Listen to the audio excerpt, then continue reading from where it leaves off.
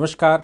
आज हम लोग बात करने वाले हैं एक ऐसे विवाद की जो मुझे लगता है कि भारतवर्ष में बहुत कॉग्निजेंटली देखा जाना चाहिए और उस पर एक नेशनल पॉलिसी बननी चाहिए, उस पर कानून बनना चाहिए और कानून बनाकर इनके निपटारे होने चाहिए क्योंकि बहुत बड़ी समस्या है। समस्या क्या है? उनके कई पहलू हैं। आज भोजशाला का मामला ऑनरेबल सुप्रीम कोर्ट में आया और भोजशाला में दोनों पक्ष, जो वहाँ मस्जिद पक्ष है और जो हिंदू पक्ष है, दोनों की ही पिटीशन आए हैं और दोनों की अपनी अपनी ग्रीवांसेस है। हुआ क्या कि पहले भोजशाला में 2003 में एक समझौता हुआ था। जहां तक मुझे याद है, भोजशाला में मतलब ये जो मामला पूरा चल रहा था, उमा भारती जी की सरकार वहां पर बनी थी, मतलब वो मुख्यमंत्री हुआ करती थी। इससे पहले मुसलमानों का वहां पर कब्जा था, पूरी की पूरी भोजशाला पर मुसलमानों का कब्जा था। मैं बात कर रहा हूं धार डिस्ट्रिक्ट की, मध्य प्रदेश के धार, उज्जैन से थोड़ी ही दूरी पर है धार में भोजशाला है। और राजा भोज की जब हम बात करते हैं तो बहुत सारे प्रकरण, राजा भोज, गंगू तेली और ये सब हम सुनते ही होंगे। राजा भोज की एक और खास बात है कि उनका एक प्रकरण भविष्य पुराण में लिखा हुआ है। भविष्य पुराण में राजा भोज के विषय में जो लिखा है, मुझे लगता है जब आप सुनेंगे या देश में उस पर काम होना चाहिए। राजा भोज बड़े प्रतापी राजा थे, इसमें कोई शक नहीं है। और उज्जैन उस समय एक धार्मिक नगरी हुआ करती थी, आज भी है। उज्जैन मतलब पांचाल से शिफ्ट होकर उज्जैनी में शिफ्ट हुआ था मामला। ये 7वीं-8वीं शताब्दी का मामला था। 7वीं-8वीं शताब्दी से पहले उत्तर प्रदेश के पांचाल मुख्य केंद्र हुआ करता था, या फिर उसके बाद उज्जैनी हुआ, उसी समय पर काशी मुख्य केंद्र बना। ऐसे अलग अलग जगहों पर राजधानियां, सांस्कृतिक केंद्रों की राजधानियां शिफ्ट होती गई। मैं समझता हूं कि ये सारा प्रकरण 7वीं-6वीं शताब्दी की जब हम बात करते हैं तो उज्जैनी में शिफ्ट हुआ था। और महाराजा भोज, मतलब जहां राजा बैठता था, प्रतापी राजा, वो अपने यहां से डेवलप करवाता था और माता सरस्वती की पूजा वहीं से शुरू होती है। भोज मतलब जब मैं राजा भोज की बात करता हूं तो राजा भोज का मतलब ये है कि वो प्रतापी राजा, उन्होंने हिंदुस्तान फतेह किया। इसके अलावा वो अरब में घुसे। अरब में जब वो घुसे तो भविष्य पुराण में एक प्रकरण है, जब उन्होंने अरब जीता तो जीतने के बाद जब होता क्या था कि राजा कहीं भी कोई क्षेत्र जीतता था तो वहाँ एक शिव मंदिर बनवाता था, जिसकी आराधना करता था वहाँ वो मंदिर बनवाता था और वहाँ मतलब जो अभिषेक वगैरह होना चाहिए वो करता था। वहां एक ऐसा कहते हैं कि महादेव का मंदिर बनाया और मंदिर बनाने के बाद जब वो सोए तो रात में भगवान ने उनको दर्शन दिए और दर्शन देकर कहा कि ये क्षेत्र मोहम्मद नाम के एक व्यक्ति को दिया गया है, मोहम्मद यहाँ गवर्न करेगा, तुमको यहाँ से वापस जाना चाहिए, अरब पर कब्जा नहीं करना चाहिए। मोहम्मद सवेरे उनसे मिलने आए अपने सचिवों सहित और मोहम्मद से भेंट हुई महाराजा भोज की और महाराजा भोज फिर वहां से वापस चले आए। मोहम्मद का जो इंटरप्रिटेशन किया गया भविष्य पुराण में, वो इंटरप्रिटेशन प्रॉफिट मोहम्मद के रूप में कहा जाता है कि वो प्रॉफिट मोहम्मद थे जिनके साथ ये डील हुई। अब सच्चाई क्या है? भविष्य पुराण तो हम तो ग्रंथों पर ही विश्वास कर सकते हैं। भविष्य पुराण ऐसा कहती है, ये वही महाराजा भोज है। महाराजा भोज की एक और खास बात थी, वो एजुकेशन पर बहुत ध्यान दिया करते थे। तो जहां कहीं भी वो अपना पड़ाव डालते थे तो वहां एक भोजशाला बनवाते थे और भोजशाला कई पिलर्स के ऊपर एक चौहद्दी टाइप की खींचते थे, फिर उसके बरामदे होते थे, उसमें एक बीच में मैदान होता था और माता सरस्वती का एक मंदिर होता था। महाराजा भोज जिस धार से आते हैं जहां पर उनका शासन था, मैं 2 साल पहले महाराजा भोज को लेकर वहां हर साल पर्व मनाया जाता है और बड़े देश के वक्ता बुलाए जाते हैं। 2 साल पहले या 3 साल पहले मैं भी उसके कार्यक्रम में धार में गया था और बाई चांस की बात है, उस दिन मंगलवार था। मंगलवार के दिन वहाँ ये जो समझौता, जो मंगलवार के दिन मुझे ले जाया गया भोजशाला में और भोजशाला में हमने वहाँ सामूहिक हनुमान चालीसा में भाग लिया, सामूहिक जो कीर्तन चल रहा था उसमें भाग लिया। कार्यक्रम दिन में शुरू होने वाला था। ये सुबह का प्रकरण था कि सुबह सुबह वहाँ हम इसी भोजशाला में जिसकी हम चर्चा कर रहे हैं, इस भोजशाला में हम वहाँ गए। तो मेरा भाषण दिन में होना था, कार्यक्रम दिन में था, लेकिन पूरा प्रकरण बताया। जब मैं वहां पर गया तो देखा बाहर तमाम तरह की मजारें टाइप की बनी हुई हैं। तो हमने पूछा कि भाई ये मजारें बनी हुई हैं, ऐसा कैसा है? तो कार्यकर्ताओं ने कहा यही कमाल बाबा की या कमाल शाह मस्जिद का अवशेष है, इन्होंने कब्रिस्तान जैसा वो करते हैं हर जगह। अब इसलिए मुझे वो प्रकरण जीवंत पता है कि वहां क्या है। खैर, भोजशाला में जब उमा भारती जी की सरकार हुआ करती थी तो उन्होंने मुसलमानों का जो कब्जा था उसको खत्म करके एक समझौता उस समय हो गया था। वो समझौते में मुसलमान शुक्रवार की नमाज करेंगे और हिंदू मंगलवार को वहां हनुमान चालीसा का पाठ करेंगे, सामूहिक रूप से वहां बैठेंगे। ये तय हो गया। अब उसके अलावा सरकारी संरक्षण में चूंकि एएसआई के कब्जे में है और महाराजा भोज की वो ओरिजिनल नगरी है, तो एएसआई के कब्जे में वो है। एक ताला चाबी एएसआई के पास रहता था, पहले मौलानाओं के पास रहता था, अभी एएसआई के पास रहता है। एएसआई का वो मतलब एएसआई के कब्जे में है। अब जो प्रकरण पड़ा बसंत पंचमी का, वो शुक्रवार को बसंत पंचमी पड़ रही है। बसंत पंचमी का मतलब है महाराजा भोज का उत्सव होना। क्योंकि मैं इन्हीं दिनों में उस समय गया था, बसंत उत्सव वहां पर होता है और बड़ा भव्य होता है, पूरे महीने भर का कार्यक्रम चलता है। और बसंत उत्सव में अब सवाल ये पैदा होता है कि बसंत पंचमी का दिन शुक्रवार को पड़ रहा है। अब जो समझौता था वो ये था कि मंगलवार को भाई हनुमान चालीसा होगी, शुक्रवार को ही होगा, लेकिन वसंत पंचमी साल में एक बार आती है और महाराजा भोज को वसंत उत्सव के रूप में जानते हैं, माता सरस्वती के पुजारी के रूप में जानते हैं।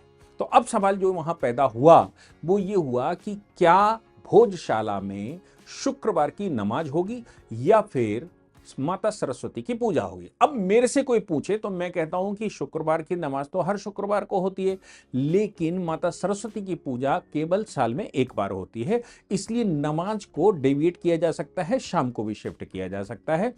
अच्छा, जो लोग वहां पूजा करते हैं उनका कहना है सनराइज टू सनसेट, यानी कि सूर्य उदय होने से लेकर सूर्य अस्त तक पूजा चलती है, उत्सव चलता है, वहां पर लगातार मंत्रों की चैंटिंग होती है और लगातार वहां कार्यक्रम चलते हैं। तो ऐसी परिस्थिति में वो कहते हैं कि नहीं, 1 बजे से 3 बजे के बीच में हमारी नमाज होगी। दोनों पक्ष कोर्ट में आए, क्योंकि एएसआई ने क्या किया, एएसआई के पास जब दोनों पक्ष गए होंगे तो एएसआई ने बसंत उत्सव साल में चूंकि एक बार होता है, इसलिए एएसआई ने साल में एक बार का बसंत उत्सव अलाउ कर दिया कि भाई बसंत उत्सव पूरे दिन होगा। मुस्लिम पक्ष ये लेकर वहां गया, कोर्ट में आया कि साहब ये जो है बसंत उत्सव तो इनका ठीक है, लेकिन हमारी नमाज कैसे रुक सकती है, हमारा समझौता है और कोर्ट के ऑर्डर भी हैं समझौते के। सुप्रीम कोर्ट में जब ये मामला आया तो सुप्रीम कोर्ट में मध्य प्रदेश के एडवोकेट जनरल खुद आए, एक एडिशनल सॉलिसिटर जनरल सरकार की तरफ से प्रेजेंट हुए और उधर से सलमान खुर्शीद साहब आए, और जो प्राइवेट पिटीशन थी उसके पिटिशनर्स के विष्णु शंकर जैन, जहां तक मुझे मालूम है, वो प्रेजेंट हुए। विष्णु शंकर जैन ने अपनी बात कहते हुए कहा कि साहब ये उत्सव जो है साल में एक बार होता है और सुबह से लेकर शाम तक होता है, इसलिए आज के दिन नमाज शाम को 5 बजे या सूर्यास्त होने के बाद शिफ्ट की जा सकती है, वो कर सकते हैं, एक दिन के लिए ऐसा किया जा सकता है। लेकिन मुस्लिम पक्ष ये कह रहा कि नहीं साहब, हमारा समझौता है, समझौते में शुक्रवार की नमाज तो 1 बजे से 3 बजे में होगी। अब सवाल ये पैदा होता है कि एएसआई क्या कहेगा, राज्य सरकार क्या कह रही है, केंद्र सरकार क्या कह रही है। और जहां तक मुझे लगता है कि केंद्र और राज्य के एडवोकेट्स ने एक सहमति बना ली, उन्होंने कहा कि साहब लॉ एंड ऑर्डर मेंटेन करना हमारा काम है। मतलब मध्य प्रदेश में भारतीय जनता पार्टी की सरकार है तो लॉ एंड ऑर्डर तो राज्य सरकार मेंटेन करेगी, चाहे आप जो ऑर्डर कर देंगे। अब ये कह दिया गया। इसके बाद सलमान खुर्शीद ने वहां पेनिट्रेट किया और अब मध्य प्रदेश सरकार के एडवोकेट जनरल और एएसजी ने एक प्रस्ताव रख दिया। उन्होंने कहा कि साहब जो बीच का मामला है दोनों ही साथ साथ चल सकते हैं। अब इनकी जो नमाज होगी उस नमाज के लिए भी अवसर दिया जा सकता है, और वहां एएसआई पहले से ऑर्डर कर चुका है, अनुमति दे चुका है, तो वहां सरस्वती पूजा भी चलेगी। अब वो अहाता छोटा सा है वहां, ये मैं मानता हूं कि वहां 1500 लोग इकट्ठे हो सकते हैं, लेकिन अब सवाल यहां पैदा होगा। चीफ जस्टिस ने कहा कि भाई आप मुझे ये बताओ कि दोनों कैसे चल जाएंगे, इसके लिए क्या आपके पास सेपरेट स्पेस की व्यवस्था है, क्या वहां पुलिस फोर्स की व्यवस्था है आपके पास, और क्या करेंगे।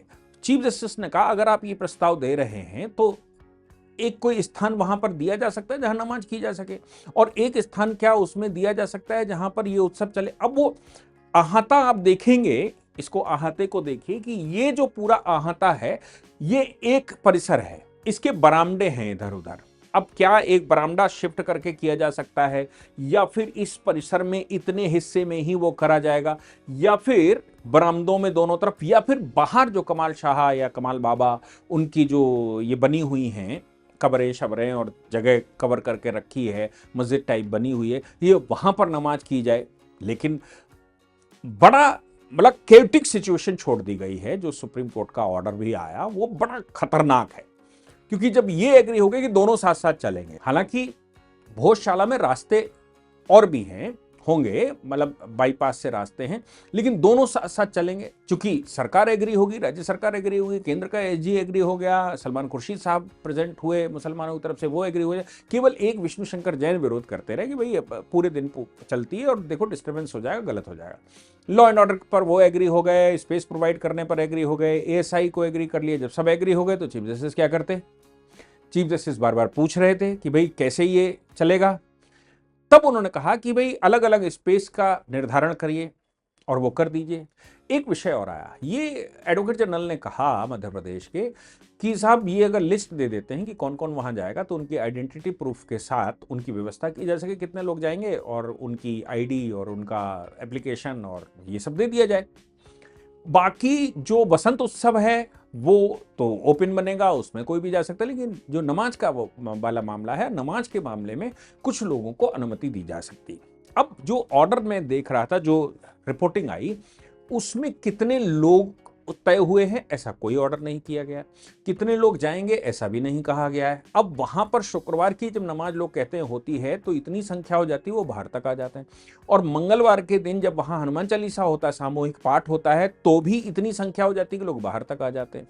तो जब हर शुक्रवार को ये दृश्य वहां पर आता है तो कितने लोग जाएंगे, ये कोर्ट को मुझे लगता है ऑर्डर करना चाहिए था। ये बिल्कुल वैसे ही जैसा कि मद्रास हाई कोर्ट ने थिरुवनंतपुरम जो टेम्पल है, वहां भगवान मुरुगन के टेम्पल के ऊपर जो दरगाह बनी हुई है, उस दरगाह में ऑर्डर किया था। ऑनरेबल जस्टिस श्रीमती ने उसमें ऑर्डर किया था कि 50 लोगों से ज्यादा वहां नहीं जाने चाहिए, 50 लोग ही केवल प्रवेश किए जाएंगे, सीढ़ियों पर भी खड़े नहीं हो सकते, और ये कोई आप वहां सेक्रीफाइस नहीं कर सकते, कोई लाउड स्पीकर नहीं लगा सकते, कुछ नहीं करेंगे आप वहां। अपना जो उर्स आपको मनाना है वो 50 लोग उर्स मना सकते हैं, इतना हम आदेश, मतलब वो लिखित आदेश मद्रास हाईकोर्ट ने ऑनरेबल जस्टिस श्रीमती ने किया था।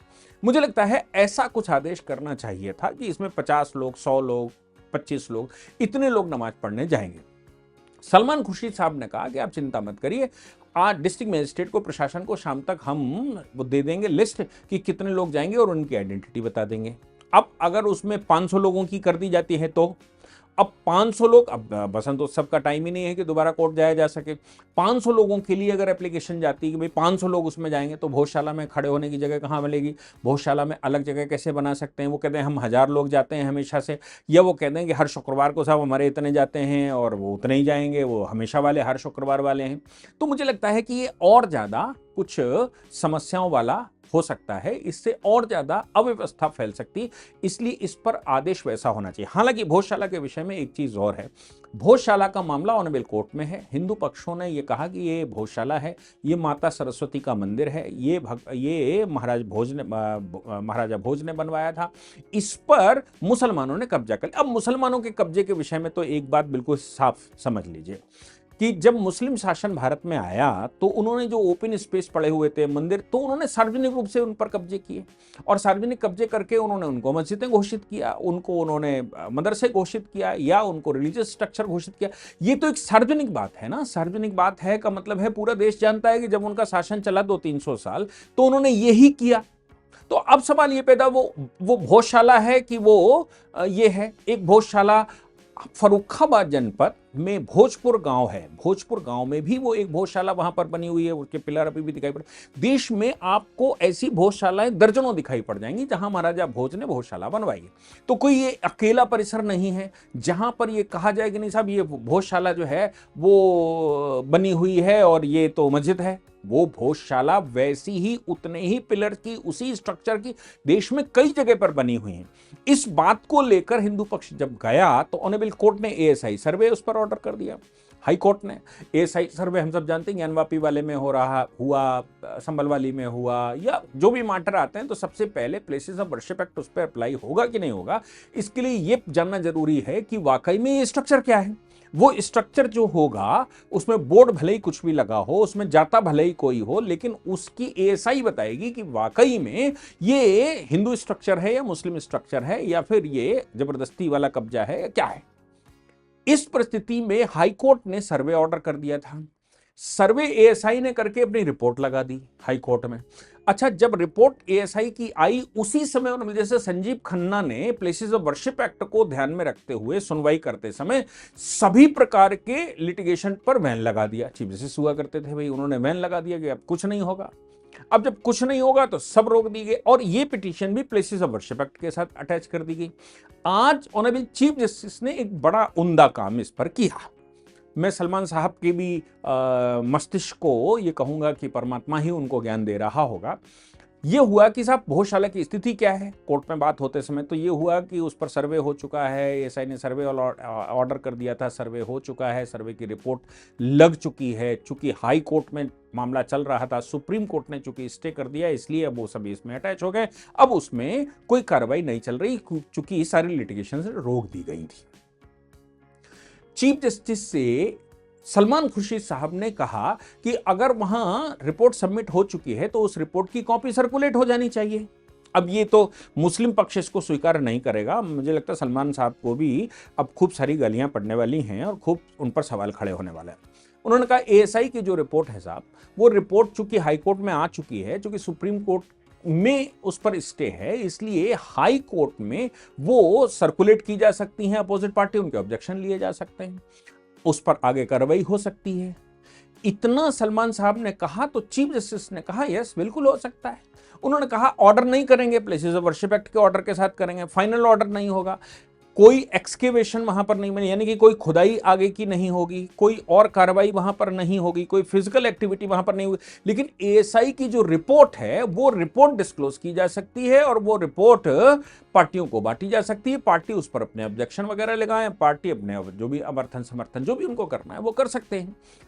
फिर सुप्रीम कोर्ट ने कहा हाई कोर्ट इस मामले को, चीफ जस्टिस ने कहा हाई कोर्ट इस मामले को आगे बढ़ा सकता है, फाइनल डिसीजन अभी नहीं करेंगे उसका, लेकिन सर्कुलेट करके ऑब्जेक्शंस लिए जा सकते हैं। एक चीज ध्यान रखिएगा कि उसको डिस्क्लोज वो पोर्शन मत करिए जो बहुत ज्यादा कंट्रोवर्शियल हो, जिससे आपको लगे कि सांप्रदायिक सौहार्द बिगड़ सकता है। उस हिस्से को पर्सनली दिया जा सकता है कि भाई पार्टियां पढ़ सकती हैं, उसका सर्कुलेशन नहीं होगा।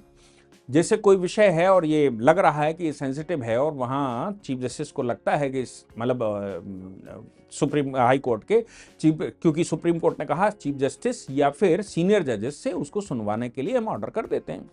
लेकिन इसमें कुछ कंट्रोवर्शियल अगर लगता है, कुछ ऐसा लगता है कि ये जो सुप्रीम कोर्ट का ऑर्डर है उसके खिलाफ जाता है, तो ऐसी परिस्थिति में उसको डिस्क्लोज तो किया जा सकता है, लोगों के या दो पार्टियों के पढ़ने के लिए छोड़ा जा सकता है, उनकी कॉपी सर्कुलेट नहीं हो सकती, लेकिन बाकी की कॉपी सर्कुलेट करके कार्रवाई आगे बढ़ सकती है। मैं समझता हूं प्लेसेस ऑफ वर्शिप एक्ट के मामले में संजीव खन्ना साहब जो रिस्ट्रिक्शन लगा गए, जो स्टे कर गए हैं, उसकी सुनवाई के मद्देनजर उस पर एक कोने से कुछ रास्ता निकला है, उसका रास्ता कुछ साफ होते दिखाई पड़ रहा है। अब चीफ जस्टिस ऑफ इंडिया को आज की ये चाहिए कि प्लेसेस ऑफ वर्शिप एक्ट के मामले में सुनवाई शुरू कर दें जल्दी से, क्योंकि फाइल बन रही होगी या मैं कहूं कि वो तैयार हो रहा होगा, पेपर बुक तैयार हो रही होगी, उस पर एक्सपीडाइट के ऑर्डर करके उसकी सुनवाई शुरू कर देनी चाहिए। क्योंकि उन्होंने रास्ता खोल दिया है, सलमान साहब के मुंह से परमात्मा ने बुलवा दिया है, इसलिए भोजशाला वाला मामला तो आगे बढ़ेगा। अब